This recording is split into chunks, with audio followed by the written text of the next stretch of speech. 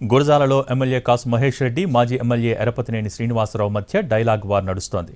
కాసు మహేష్ గురజాల వీరప్పన్గా మారారని, కేజీఎఫ్ను మించి మైనింగ్ చేస్తున్నారని ఆరోపించారు ఎరపతినేని. ఆయనకు కౌంటర్ ఇచ్చారు ఎమ్మెల్యే కాసు. అక్రమ మైనింగ్ పాల్పడిందే ఎరపతినేని అని, త్వరలోనే సీబీఐ కోర్టు దోషులెవరో తేల్చబోతోందని అన్నారు కాసు మహేష్ రెడ్డి. ప్రభుత్వ భూమిలో దీన్ని అడ్డగోలుగా కాసు మహేష్ రెడ్డి ఆధ్వర్యంలో స్థానిక వైసీపీ నాయకులు అక్రమ మైనింగ్ చేస్తూ ఉన్నారు. ఇది క్వాడ్జీ, అదేవిధంగా వైట్ స్టోను, ఇది చాలా విలువైన రాయి. ఇది దీన్ని విదేశాలకు తరలిస్తూ ఒక కేజీఎఫ్ తరహాలో, ఒక వీరప్పన్ తరహాలో ఈ కాసు మహేష్ రెడ్డి ఈ విధమైన దోపిడీకి ఈరోజు గురజాల నియోజకవర్గంలో తెరదీశాడు.